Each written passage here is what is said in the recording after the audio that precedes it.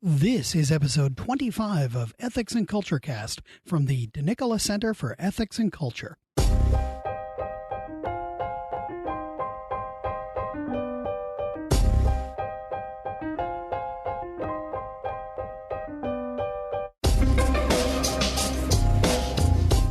Welcome to episode 25 of Ethics and Culture Cast. I'm Ken Hellenius, the communications specialist at the DeNicola Center for Ethics and Culture at the University of Notre Dame. In this episode, we chat with Professor Duncan Stroik of our School of Architecture. Duncan's area of focus is sacred architecture, and he both teaches and practices in the field. We recorded this conversation in his firm's office in the Tower Building in downtown South Bend. Let's head over for this fascinating conversation.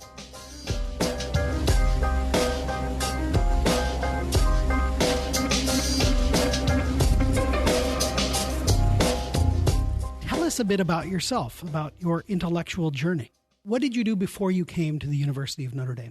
Before I came to Notre Dame in 1990, 29 years ago, I was working for a well-known architect in Washington, D.C., where I had the pleasure to work on buildings all over the U.S., classical buildings, for the State Department, for the Blair House in Washington, for William & Mary, and for my alma mater, University of Virginia, a news building in Athens, Georgia, and some big houses all over the U.S.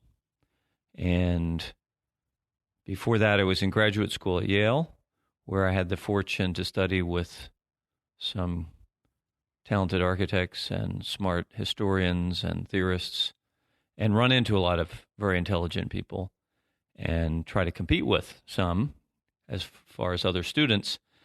And there I also fell in love with teaching because I was a teaching assistant. What brought you to Notre Dame? Thomas Gordon Smith.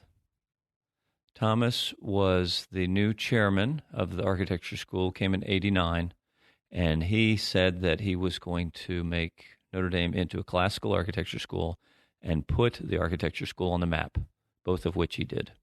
As a layman, I don't know a lot about when you say, classical architecture. I can picture, of course, Greece and Rome, columns and what have you. But what does it mean when the University of Notre Dame's School of Architecture says that it's into traditional architecture and urbanism? What does that mean in a way that I could understand? So the School of Architecture at Notre Dame is interested in promoting the great tradition in architecture, which is very varied over thousands of years. And we find a locus or a epicenter in Greece and Rome, and particularly as Catholics, or as a Catholic university in Rome, where Notre Dame has the longest running program for architecture students in the Eternal City. And so we have used that in the last 30 years to really direct the school 2 years on campus, a year in Rome, 2 years back on campus, to develop the student both as a educated person at a great college, but also to develop them as a knowledgeable and talented designer of buildings. Since you've been here, you also have established the Institute for Sacred Architecture, which you established in 1998. So how can architecture promote and, in a sense, even protect the sacred? When I came to Notre Dame in 1990, the kinds of things that we were doing in the profession for Catholic churches were abysmal. And when I turned to my students, who seemed more enlightened than the profession, equally, if not worse. So I began to study it and to try to teach it. And of course, as they all say, if you want to learn something well, teach it. And so we have tried to recover some of the things that were lost as we embraced modernism or modernity. And part of my understanding of modernity is a rejection of the past, and from a sacred point of view or a religious point of view, an iconoclasm modernist art and architecture is inherently iconoclastic. So anti-Catholic, anti-figure, anti-incarnation. Mm-hmm. So we've tried to ignore that development, which has been so detrimental architecturally, but also otherwise, and to return to where we left off. When you walk into a church, what do you see when you walk into, for example, I grew up in a parish I'd always been told that the parish had been designed, it was built in the 50s. It was designed to eventually be replaced with a new church when the parish was big enough. And so they built a building that could be turned into a gym. And of course, they never built the new church. So the parish it's been renovated a few times and restored and turned sideways and what have you. But when you walk into, and I know you've done some restorations, especially like at the cathedral in Sioux Falls, what do you see when you walk into a church? I love to visit beautiful churches, and my idea of a vacation is going somewhere beautiful, especially in Italy, and walking into churches and drawing them. And of course, my children and wife love that. But at any rate, so I'm looking for order. I'm looking for beauty. I'm looking for transcendence. And there are many ways that we've been doing that in the last couple thousand years of Christianity. And that's great. That's the wonderful thing about being an artist or an architect is there's creativity, there's freedom, there's variety, but there's also bad stuff. And so I'm looking for things that exude the sacred, something beyond us, something that speaks of heaven, of God. And so there are many ways to do that. There's not one, but basically a verticality, which is transcendence, directionality, which has to do with our sense of pilgrimage or sense of journey in this life. And most important in a church is a beautiful sanctuary, because that's really the focus. That's the focus. It's the main storyline. It's also the conclusion of the novel. And so a very nice building with an ugly sanctuary isn't that good. And a mediocre building with a beautiful sanctuary is pretty good. Well, you're kind of beginning to make me think about the role of the vocation of the architect. Do you think of your job as a vocation? I guess we all should. I would like to think that as an architect, I have a vocation to build buildings for the edification of people and the glory of God. And I hope I'm doing that, or trying to do that at least. Yeah, that's a good way to think about it, because it's also kind of challenging. Mm-hmm. The architect's role, or let's put it this way, the Catholic architect's role is not about self-expression, which is what we think of with architecture and art. It's not about being successful in terms of making a lot of money or being published or flashy or what have you. But it's really to edify people, to inspire them, to make them feel at home, and to point them in a better direction, because we're all led towards sin, towards selfishness, and we all need to be pointed. Even the great saints needed to be pointed, including by art and architecture, towards that which is above us. So I would say that's our vocation, and that in some ways is in tension with the role of an architect who's a little bit like a composer or conductor of a symphony. And you know, the conductors of great symphonies tend to be very humble men. No.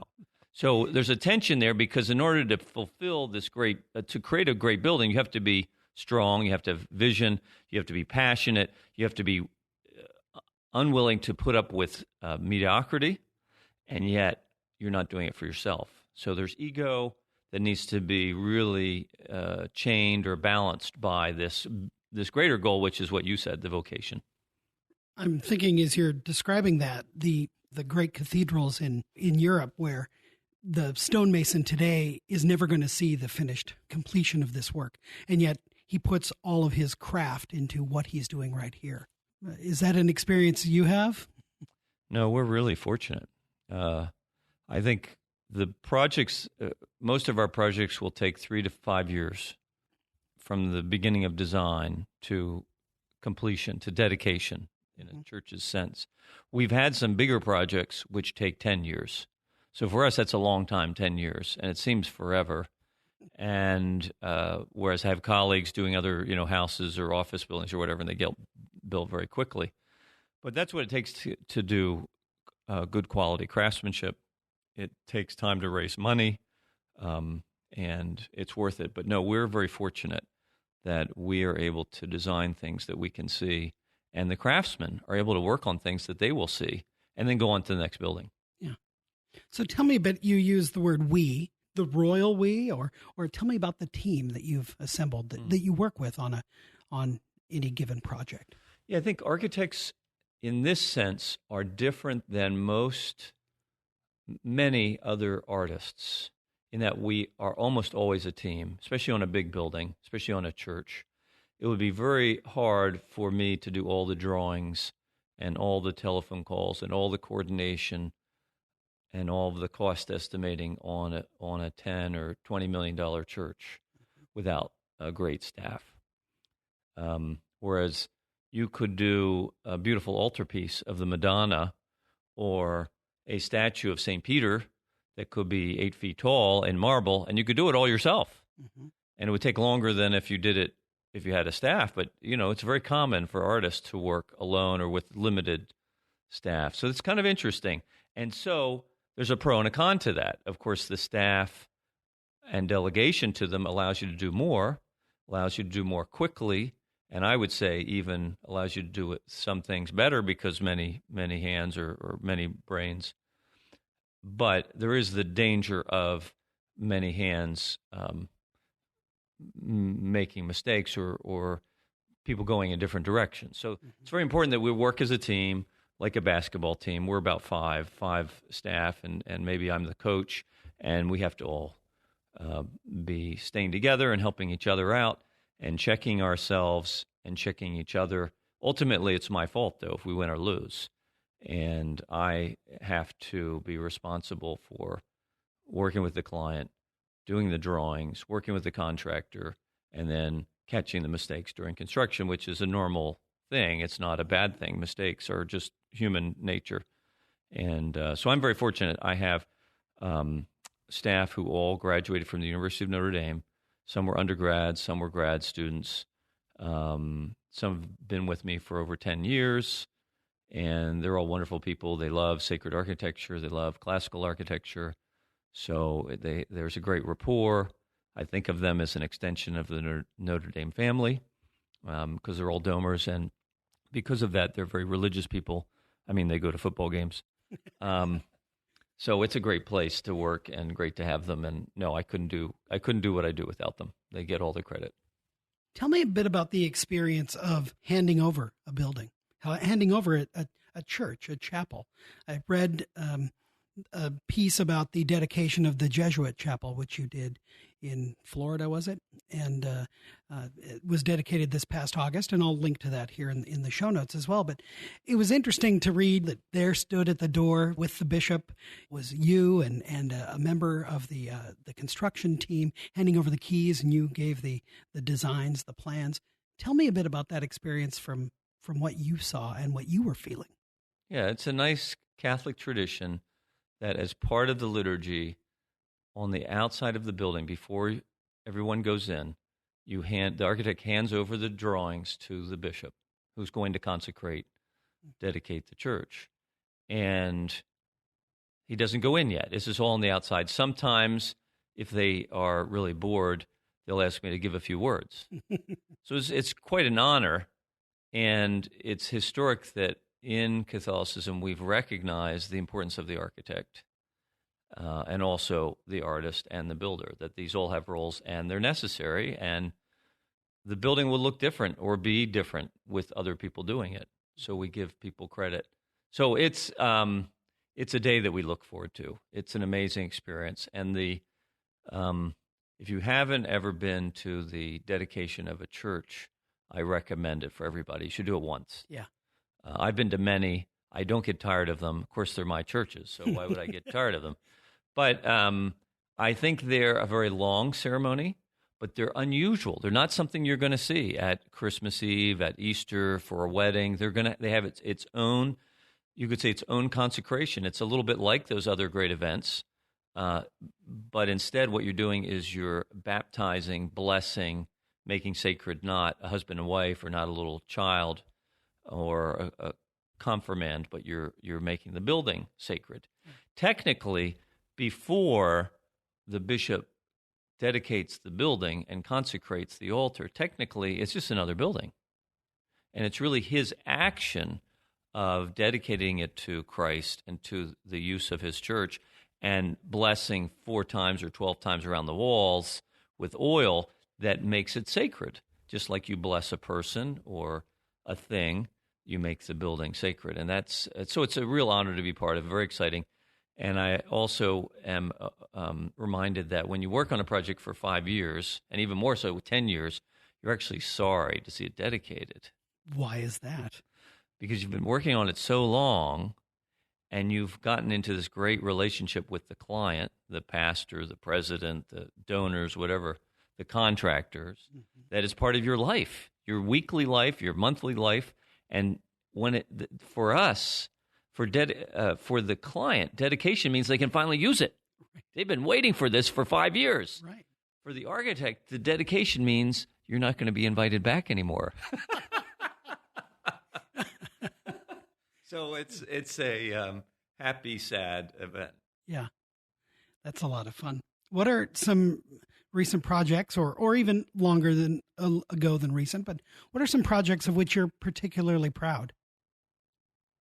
Well, we're proud of all of our projects, and they each have challenges, which I like as an academic and as a classicist. I like things that will challenge me, and I like having clients that will push me. And I've worked for archbishops and bishops and college presidents and high school presidents and pastors, and there have been very successful lay people involved. And I love working for people who are passionate what they do. The 2 projects we're working on now that are kind of interesting, we're just about to complete a renovation of a very simple country church in Trumbull, Connecticut, where they just wanted to beautify it, and they focused on the sanctuary. So it's a redo of a sanctuary that was nice in 1960, but was renovated multiple times. But now the goal is to make it glorious. So it's dedicated to St. Catherine of Siena, and it has a statue of her, and it has a large crucifix. It has this amazing limestone, Indiana limestone, high altar piece with a image of the Holy Spirit coming out of it, and it goes right up to the ceiling, and then a beautiful marble altar with relics inside of it that you can see, and to either side shrines to Our Lady and St. Joseph, also in Indiana limestone, a small altar rail, a new font, and a new ambo for proclaiming the Word of God. So it's a very simple project, but it's exquisite because the client was very demanding and wanted the best within his means. And so we just searched and worked to find the best marbles and the right sculptors, etc., to do this very high-quality work on a budget. You were mentioning that you found that you loved teaching, having been a teaching assistant, and then now, how do you work to inspire the next generation of architects with the idea of what they are doing is vocation? It's very important what you say. Yeah, the teacher will be judged more lightly, right? No, we're going to be judged more harshly. And so we do need to see it as a vocation, and we need to see it as a service to our students and to society. And I would think also to the church. So I'm hoping that students at Notre Dame, that I can inspire them, encourage them, challenge them, share a little bit of what I know from my experiences, I would love to see them do good things, great things. I didn't know what I would be doing 30 years later. I didn't know about that when I was in college, but I had some vision, and I hope they too will be inspired to try things that are important and good, and even though maybe they're difficult, to attempt them. And I do love that about teaching, and I'm also have a side of me that likes to read, that likes to write, that likes to lecture, and this is a real outlet. Although I claim, and somebody else can test this out, I claim that my teaching and my lecturing has also something to do with my designing, that they're somehow related. So when I lecture about principles of sacred architecture, I'm also trying to practice that in my professional life. It's not just a theoretical idea or the best methods that I've gotten from principles, but I've been trying to put that into action, and that's kind of a nice challenge. I think having to teach has forced me to keep the bar high in terms of what I will allow or won't allow or want to do or goals. Again, whether I meet the bar is another thing, but I think it set the bar high for our office. Sure. Well, I think that's a great spot to end our conversation, but thank you kindly for your time. It's a great pleasure, Ken.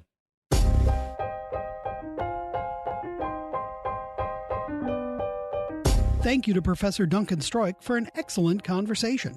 Find links to articles about his chapels and churches in the show notes, as well as a link to his 2013 book, The Church Building as a Sacred Place. Subscribe to Ethics and Culture Cast so that you can always get the latest episodes by visiting ethicscenter.nd.edu/podcast. We would love your feedback. Please give us a review wherever you get your podcasts, and email your suggestions to cecpodcast@nd.edu. Our theme music is I Dunno by Grapes, licensed under the Creative Commons Attribution License. We'll see you next time on Ethics and Culture Cast. Until then, make good decisions.